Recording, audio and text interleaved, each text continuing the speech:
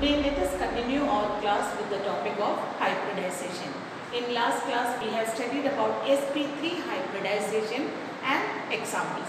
Now let us consider sp2 hybridization. sp2 hybridization means it is the process of mixing of one s orbital with two p orbitals. Okay, it is the process of mixing of one s orbital with two p orbitals and produces 3 sp2 hybrid orbitals. Is it clear, children? sp2 hybridization means we can say that it is the process of mixing of one s orbital with two p orbitals and produces 3 sp2 hybrid orbital is termed as sp2 hybridization. Children, in this case you can see that the percentage S character is around 1/3 of sp2 hybridization and P character forms 2/3 of it. Okay, and these three that is sp2 hybrid orbitals which are produced there are pointed towards three corners of an equilateral triangle. The bond angle is 120 degree. The shape is trigonal planar in nature. The geometry is trigonal planar. Is it clear? So sp2 hybridization is the process of mixing of one s orbital with two p orbitals and produces 3 sp2 hybrid orbitals. This each sp2 hybrid orbital is pointed towards the corners of an equilateral triangle with a bond angle of 120 degree. The geometry of the molecule is trigonal planar. Now let us study this hybridization with the help of examples. First let us consider formation of BF3. Okay, boron trifluoride. Boron, the atomic number is 5. So the electronic configuration is 1s2, 2s2 and 2p1. This is the ground state configuration. So we can say that the excited state configuration of boron is 1s2, 2s1, 2px1 and y1. Okay. So here you can see the presence of one s orbital and two p orbital. So this one s orbital of boron undergoes hybridization with the two p orbitals and produces 3 sp2 hybrid orbitals. That is, as a result of this hybridization you got 3 sp2 hybrid orbitals. So hybridization portion is over there. Okay, so 1s orbital, 2s orbital of boron undergoes hybridization with two p orbitals, 2s1. That is why we consider 2s, otherwise 1s orbital undergoes hybridization with the two p orbitals and produces 3 sp2 hybrid orbital. Now children, you consider this boron, the hybrid orbital of boron has to take place, that is bonding should go along with fluorine atom. And therefore let us see the configuration of fluorine is 1s2, 2s2, 2px2, y2 and z1. So this half-filled orbital is pz1. It undergoes sigma bonding with sp2 hybrid orbital of this particular boron. It undergoes sigma bonding. So you can see the formation of 3 sigma bond in this particular hybrid, in this particular molecule. Is it clear? We can see that the structure is trigonal planar with a bond angle of 120 degree. Is it clear, children? So we have seen that the general configuration of boron is 1s2, 2s2, 2px1. In the excited state, one electron from s orbital get excited to p orbital. Therefore, one s orbital undergoes hybridization with two p orbitals and produces 3 sp2 hybrid orbital, which forms sigma bond along with this half-filled orbital of fluorine. Therefore, the molecule is trigonal planar. Here you can see that the geometry of the molecule is trigonal planar and the bond angle is 120 degree. Okay. Now let us consider another example, that is formation of ethene.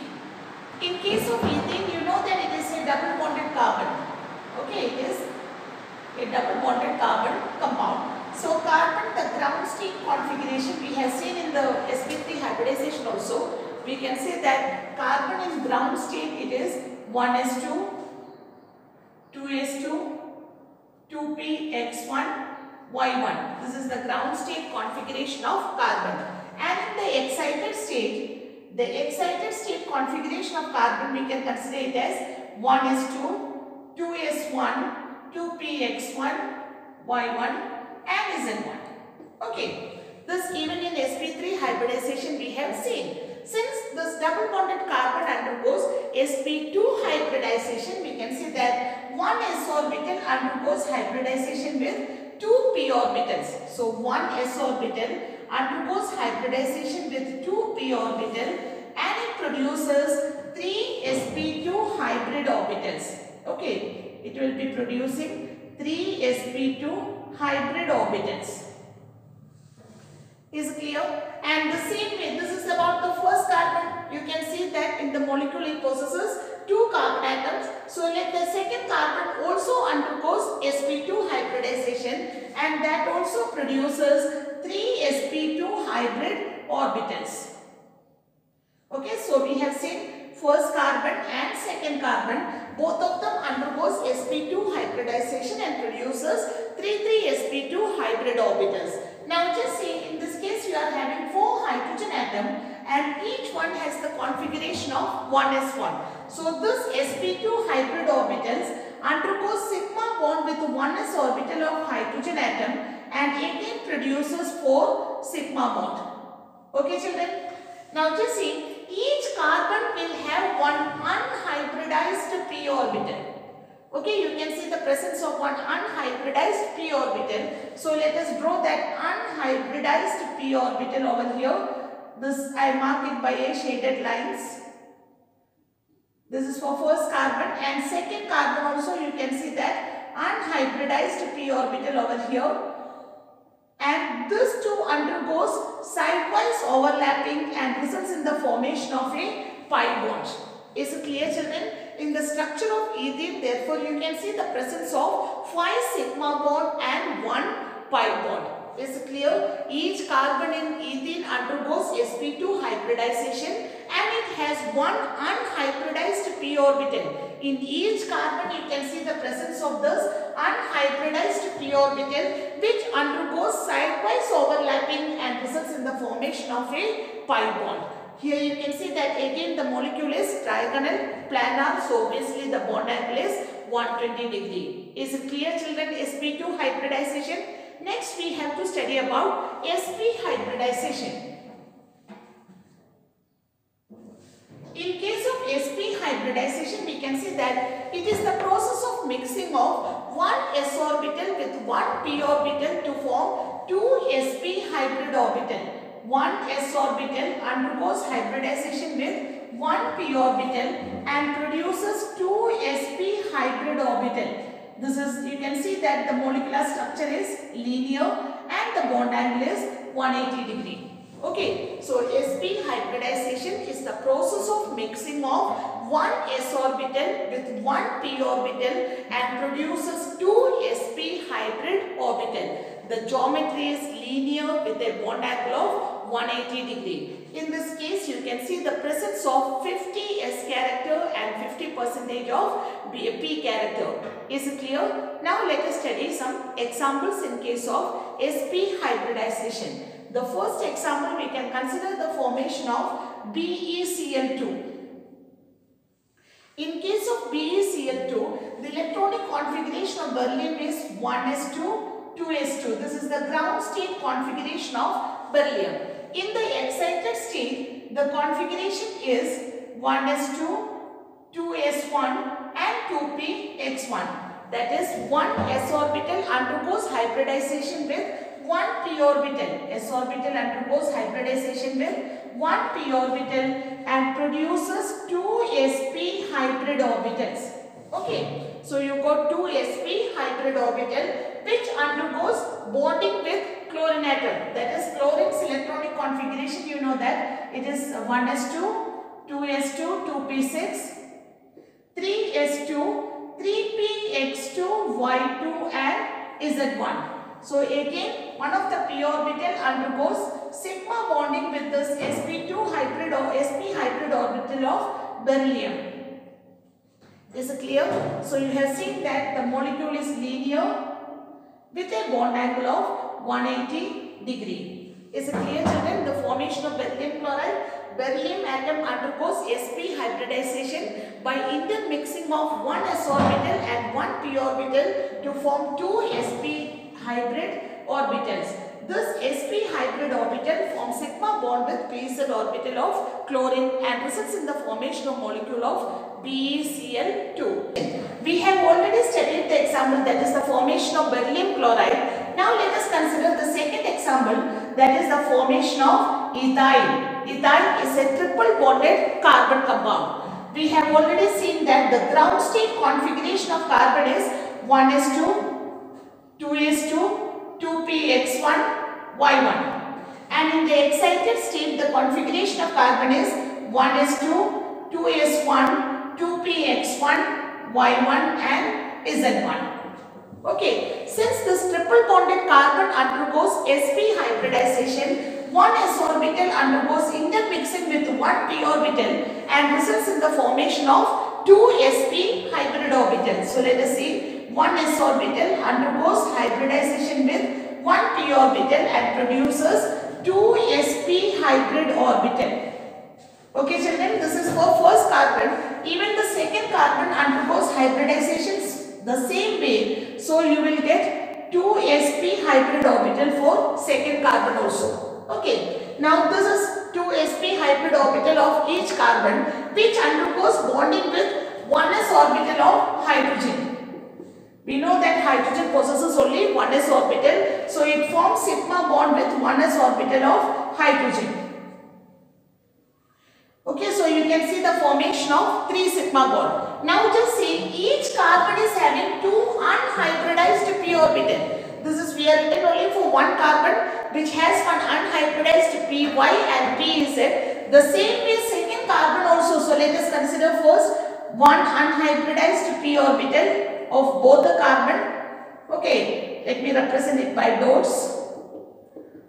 Both the carbon which will be having this unhybridized p orbital which undergoes sidewise overlapping and results in the formation of a pi bond. Now the second unhybridized carbon, let us represent by means of lines. Here also you can see that unhybridized p orbital which again undergoes sidewise overlapping and produces a pi bond. So in this molecule you can see the formation of 3 sigma bonds and 2 pi bonds, and again the molecule is linear in structure with a bond angle of 180 degree. Is it clear children? That is about sp hybridization. Now let us consider some hybridization which involves d orbital. In that the first one is sp3 dehybridization. Okay, sp3 dehybridization. sp3 dehybridization means it is the process of mixing of one s orbital with 3 p orbitals and one d orbital to form 5 sp3 d orbitals. Is it clear? It is the process of mixing of one s orbital, 3 p orbitals. Okay, 3 p orbital and one d orbital. The d orbital, let us consider it as dz square. Okay, this is dz square. You can see px, py, pz and with s orbital. So one s orbital undergoes or it intermixes with 3 p orbitals and one d orbital to form 5 sp3 d hybrid orbitals. Okay, you are getting as a result of 5 sp3 d hybrid orbital. That means the molecule will be trigonal bipyramidal. It has a trigonal bipyramidal geometry. That is, here you can see that this will be the structure of molecule. 1, 2, 3, 4, 5. 5 sp3d hybrid orbitals and the structure is that is trigonal bipyramidal geometry. Bipyramidal geometry. In this case children, out of those 5 bonds, okay, 5 bonds, 3 are pointing towards the corners of a triangle and 2 will be perpendicular to that. These 3 bonds which are pointing towards the corners of triangle are termed as equatorial bonds, and the other 2 bonds which are perpendicular to them are termed as axial bonds. Is it clear?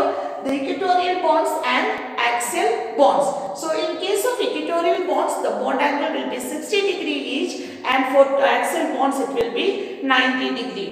Is it clear? So sp3 dehybridization is the process of mixing of one s orbital with 3 p orbital and 1 d orbital to form 5 sp3 d hybrid orbital. The structure is trigonal bipyramidal with bond angle. We have already explained. 3 bond angle will be 60 degree and the 2 will be 90 degree. Is it clear, children?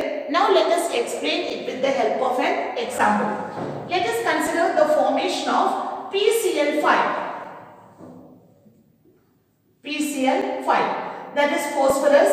The configuration is 1s2, 2s2, 2p6, 3s2 and 3p3. Okay, that means in the excited state, let us consider the config. This is the ground state. In the excited state, it is 1s2, 2s2, 2p6, 3s1, 3px1, y1, z1 and 3d z square 1. Now here you can see that we are having 5 half-filled orbitals, that is 1 s orbital undergoes hybridization with 3 p orbitals and 1 d orbital.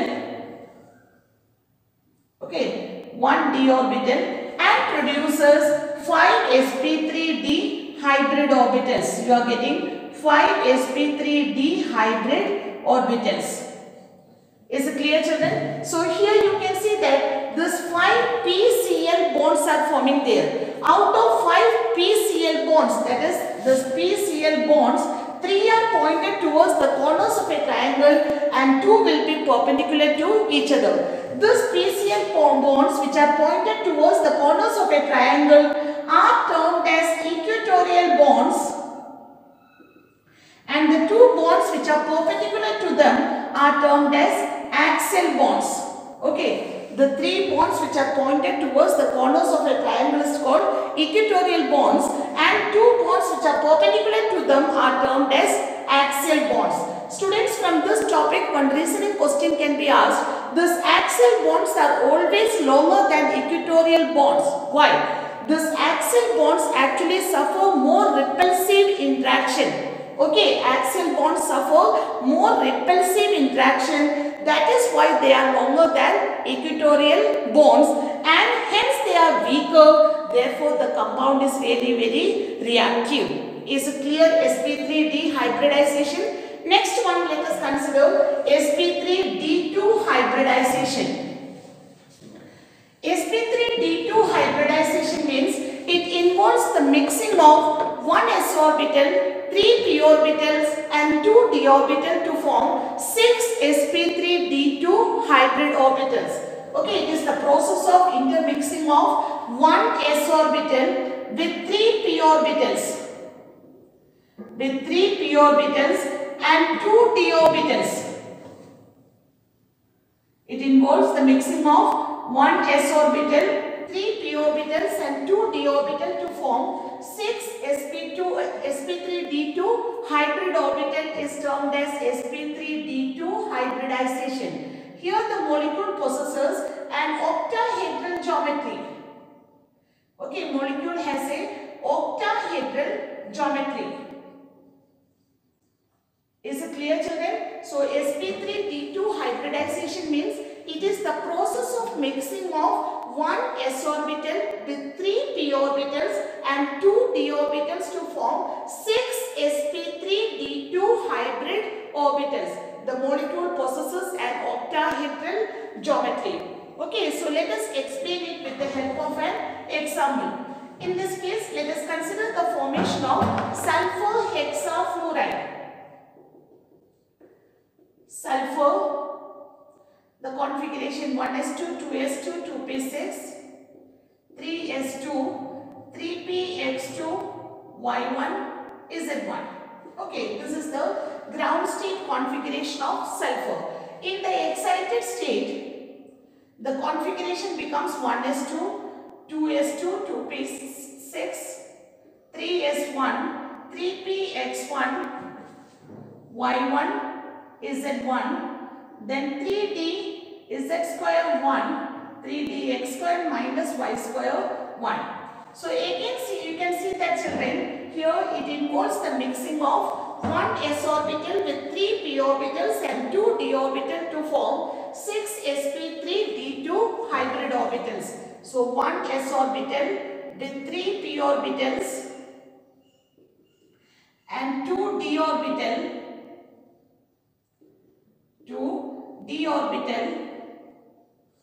to form 6 you can see the presence of 6 sp3d2 hybrid orbitals. Okay children, that is how this hybridization takes place. So the geometry is octahedral. Is it clear? It is the process of mixing of one s orbital with 3 p orbitals and 2 d orbital to form 6 sp3d2 hybridization. Now we have to explain about sp3d3 hybridization. It is actually the process of mixing of one s orbital with 3 p orbitals and 3 d orbital to form 7 sp3d3 hybridization. Okay, it is the process of mixing of one s orbital with 3 p orbitals and 3 d orbital to form 7 sp3d3 hybridization. The molecule is pentagonal bipyramidal. It possesses pentagonal bipyramidal geometry. In this case, you can see that the 5 bonds will be 72 degree and the other 2 will be perpendicular to them. Let us explain it with the help of an example, that is IF7. In this case, iodine, the ground state configuration is krypton core 5s2 4d10 5p5, and in the excited state, 1 electron from 5 orbital as well as the 2 electrons from p orbital that will be excited to the d orbital. So you are getting the configuration as 1s, 3p and 3d, which undergoes hybridization. 1s undergoes intermixing with 3p orbitals and 3d orbitals to form 7 sp3d3 hybrid orbitals.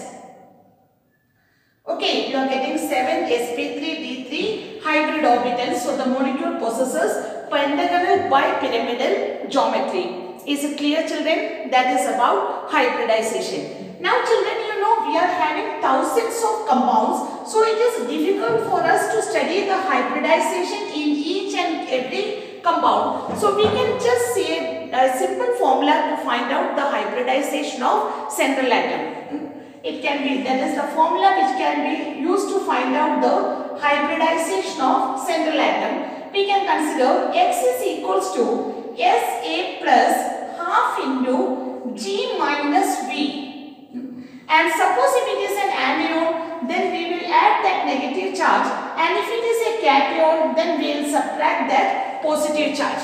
Okay, we can use the formula to find out the hybridization of central atom is X is equals to Sa plus half into G minus V plus A in case of anion or minus C in case of cation. Now let me give you an example. For example, if you consider the case of BeCl2.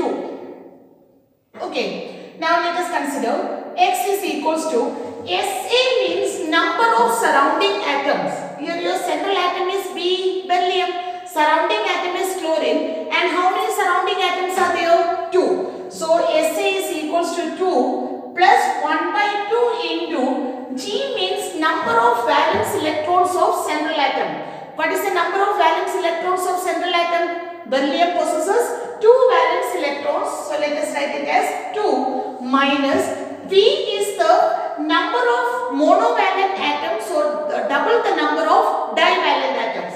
So in this case chlorine is monovalent, so we can consider V is equals to 2. And this molecule is a neutral molecule, so no need to consider plus A or minus C. Therefore here we can see that this factor will cancel and we are getting X is equals to 2. X is equals to 2 means we can consider the hybridization is sp hybridization.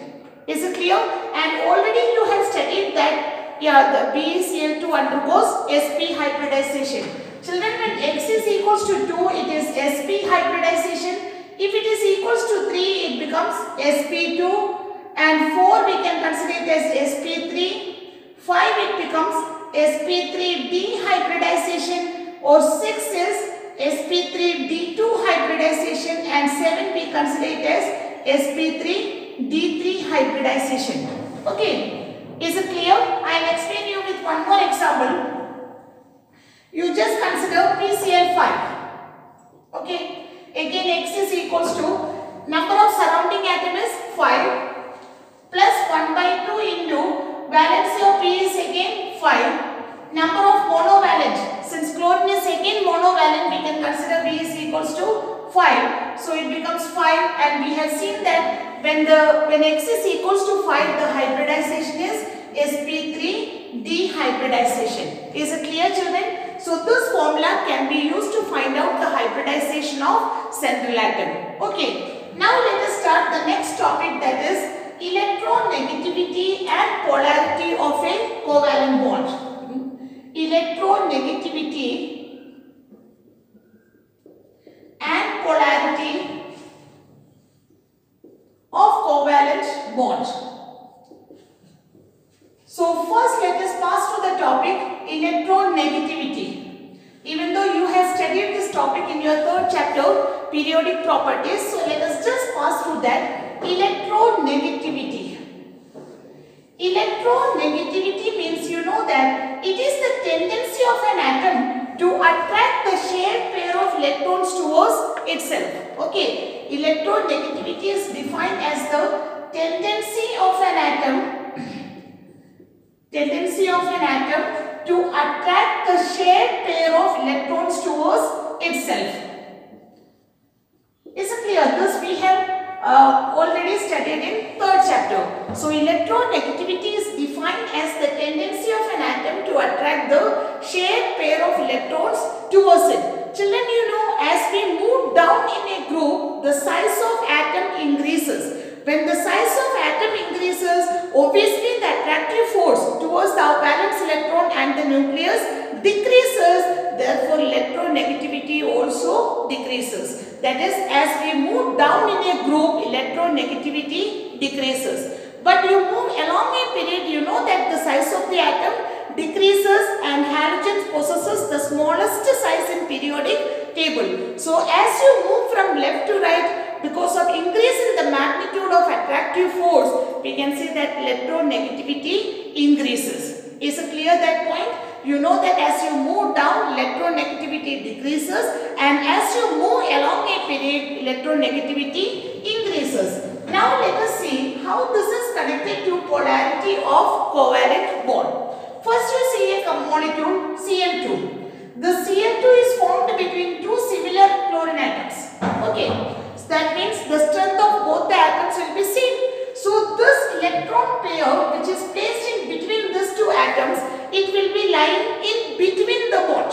Okay. The electron pair of these two chlorine atoms will be lying in between, since both of them are able to attract that electron pairs to the same extent. That means in a way we can say that this electron pair is uniformly distributed around this chlorine atom. Both of them are getting this electron pairs to the same extent, and this type of covalent bond in which the electron pair is uniformly distributed is termed as non-polar covalent bond. Is it clear? It is called a non-polar covalent bond. Actually, children, you know why it is so? It is because of the presence of same electronegativity. Since the bond is formed between two similar atoms, they possesses identical electronegativity. So that is why the electron pair is uniformly distributed, and such a covalent bond where the electron pair is uniformly distributed between two atoms is termed as non-polar covalent bond. Now next one you consider the formation of HF. You know that fluorine is the most electronegative atom. So this fluorine has a tendency to attract the electron pairs towards itself. It's not able to gain. It will be only attracting the electron pairs towards itself. So fluorine will get delta negative charge and hydrogen will get delta positive charge. This type of covalent bond in which an ionic character is present, that means the atom is getting partial charge, is termed as polar covalent bond. Is it clear? The covalent bond in the atom is getting partial charge, or the covalent bond where you can see the presence of partial ionic character is termed as polar covalent bond. Children, the ionic nature in a covalent bond increases when the electron negativity difference between the atom increases. Is it clear? The ionic character in a covalent bond increases when the electron negativity difference between the atoms increases. Suppose if the electron negativity difference is around 1.7, then we can say that it will be showing 50% ionic nature and 50% covalent nature.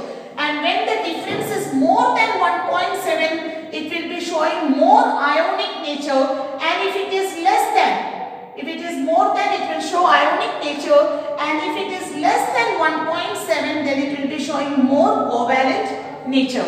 So is it clear, children, the difference between polar and non-polar bond? The covalent bond in which the electron pair is uniformly distributed, or if it is symmetrically arranged, then it is termed as non-polar covalent bond. But if the electron pair is attracted more towards the electron negative atom, and thus the covalent bond gains some ionic nature, then it is termed as polar covalent bond. The rest topic we will do in next class. Thank you, children.